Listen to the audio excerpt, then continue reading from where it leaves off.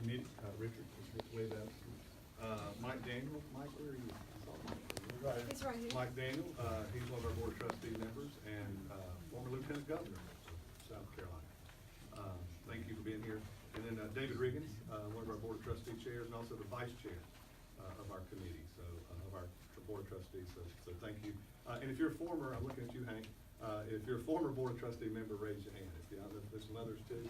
And yeah, so thank you guys for being here. And I wrote this in because we've got media friends in the back, and we'll talk about one-on-one interviews with these three gentlemen earlier. But you may want to speak to some of our head coaches.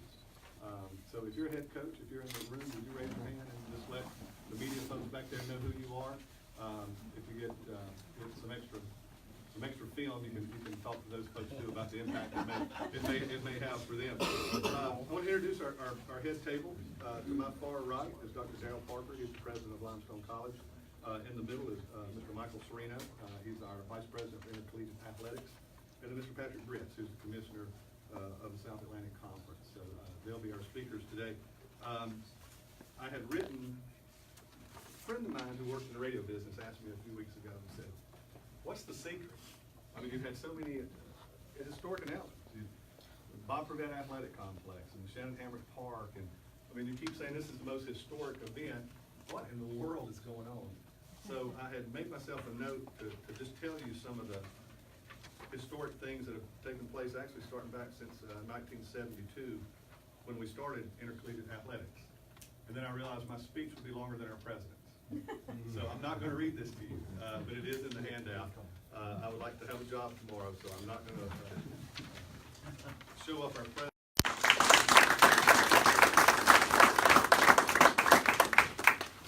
Thank you very much. Good morning. Morning. As the president of Limestone College, and on behalf of our board of trustees, our students, faculty, staff, and alumni, it is my distinct honor this morning to announce that beginning with the 2020-2021 academic year, as we celebrate our 175th anniversary, Limestone College's athletic department will officially move from Conference Carolinas to become a member of the South Atlantic Conference.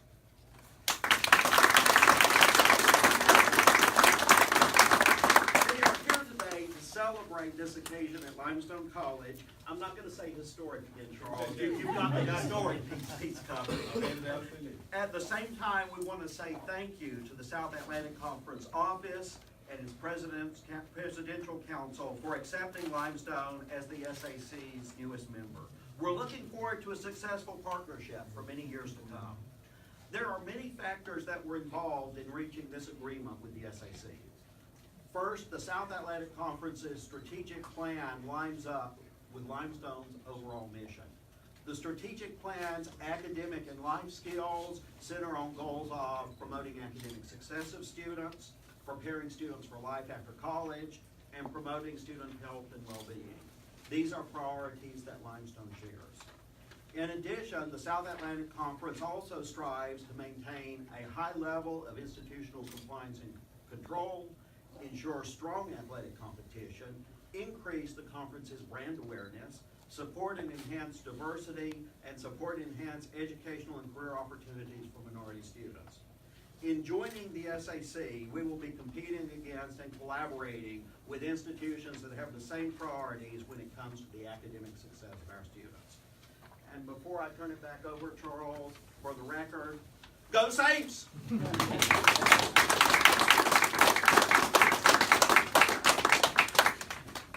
you got to follow that. Yeah. One of the things I want to point out about the history, as we've been mainly a part of Conference Carolinas all these years as Division II members, I did want to read this statistic to you. Limestone has celebrated 11 national championships since joining the NCAA Division II. Of course, we've celebrated 5 national championships on the team level with our men's lacrosse team. And the man who is going to be charged with having that same success as we move to the SAC is Mr. Mike Serino. So.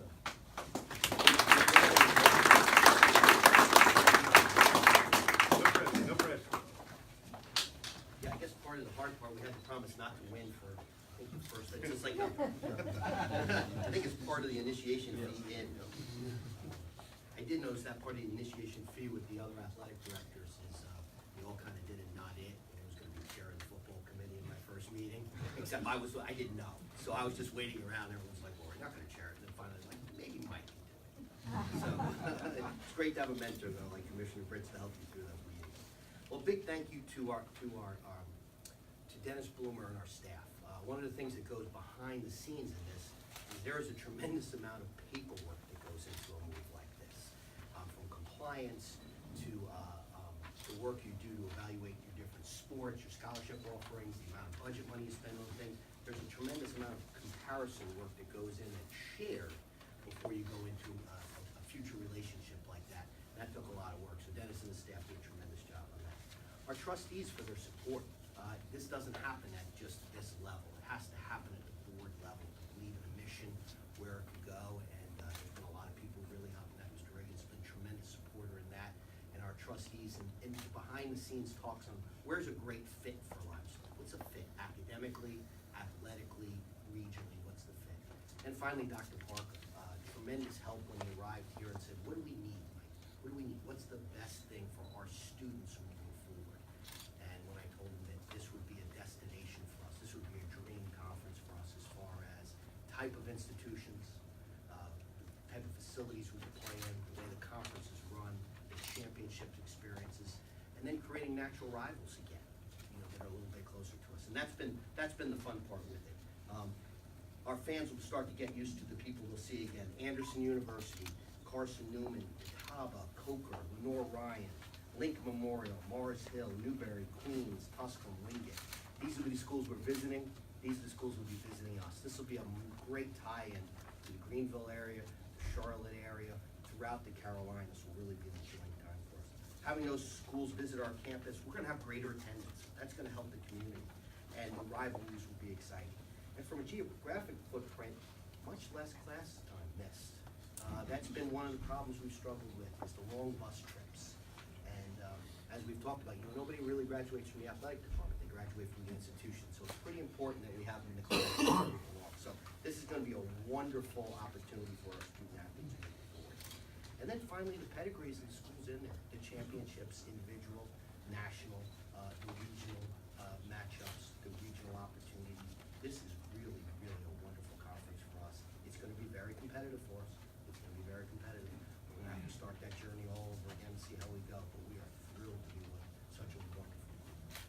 Thank you for the support in this. It's been a long journey. We're excited about it, and 2020 will be a special year as we kick off the move that way. Thank you so much.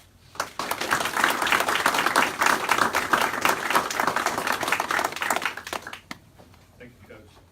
And then to introduce the person who helped make this happen.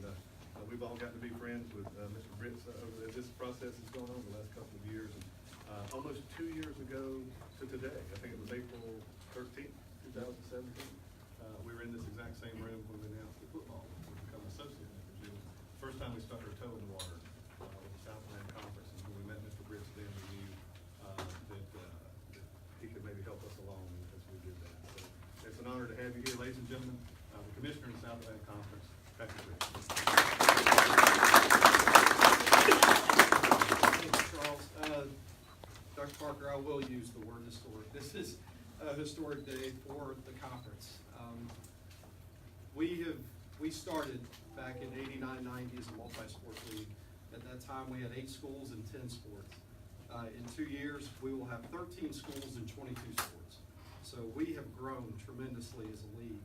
And part of that initiative has been to grow not only from a quantity standpoint, but a quality standpoint. And the efforts of Dr. Griffin and now Dr. Parker, Mike, and the head coaches and the board and everybody here has allowed us to continue that. Our conference, we don't have several team national championships, but we do have several championships if you include the individuals. But I will say from 2013 until now, we've made appearances in the national championship games in men's basketball, men's soccer, women's soccer, baseball. We had semifinals to men's lacrosse last year. We've had 2 teams finish in the top 5 in men's golf over the last couple of years. Now we have a men's tennis team in the top 5. We have a women's tennis team in the top 20. So We've got a women's golf team now in the top 25, I believe. So we are not a one-trick pony, is what I'm trying to say. And I totally left out, we had a football team make the national championship as well. So as a league, we have gotten stronger. And it's not only athletic. We have gotten stronger academically and from a membership standpoint. With the addition of Limestone, we will have 13 full members, which is not an ideal number, to be quite honest, from a scheduling standpoint. We're going to have to be creative in some of our sports from a scheduling standpoint. But our board of presidents is very adamant. We want to continue to grow, not only from a quantity standpoint, but from a quality standpoint. I think short term, 2 to 3 years, we will probably get to 14 schools, which will then force us into divisions. And then long term, I would say probably 4 to 6 years, we want to get to 16 schools. I think that might be the cap. I'm hoping that'll be the cap. This will be completely white. But that is our long-term goal. But as Dr. Parker mentioned as well, we do have a strategic plan, which includes the development of student athletes. One of the things that we were able to introduce this year are postgraduate scholarships that we were able to get sponsored. And 2 of those, a male and a female, are specifically designated for minority student athletes. So we do have strategic plans in place to help us grow as a league. But we're excited to add Limestone. As they've mentioned, we've got some natural rivalries. I know most of our schools play a lot of your teams already, whether it's in the regular season or in the national championship games. So we're used to Limestone. This has been a long time coming, ever since Brevard announced they were leaving in 2013, and we needed to fill that football spot. Limestone has been there, not only from a scheduling partner standpoint, but then as an associate member the last couple of years. So this has sort of been a long time coming, and we're glad that it's now official and coming to fruition. But we look forward to it. We think Limestone is going to be a great addition to our league, and we hope that the league embraces Limestone the way that Limestone has embraced us. And we're going to try to make sure that happens. So thank you very much for being here today, and we look forward to the continued growth of the conference.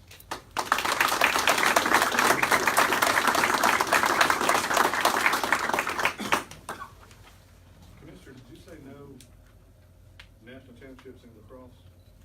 No. Have you met JV? Mr. Sereno reminds me of that a lot. He's gonna fix that for you next year. No pressure, Jay. Well, you're assuming one of our current schools won't take care of it either. Thank you for being here. Again, we're going to keep it short and sweet because we want to give the opportunity for our media members to get with you one-on-one, a lot of you.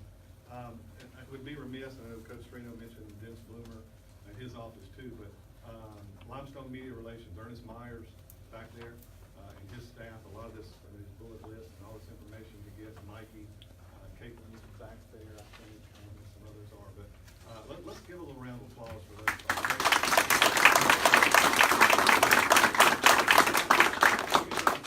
I don't have, do you ever sleep? I don't know how you do it, but it was a great job. Thank you. I do want to remind our print and our TV folks that these 3 gentlemen will be available. Head coaches, if you're, Commissioner Sereno's not making you go back to your office, and you can hang around for a little bit. They may want to talk to you as well about your impact or what this will do for you. So some of you can stick around too. We would appreciate it. And let's see, it's been 2 years to the day since we made our first one with you. Maybe we'll be back in a couple of years and we'll have us another. Hey, everybody, thank you for being here. And like Dr. Parker said, go Saints.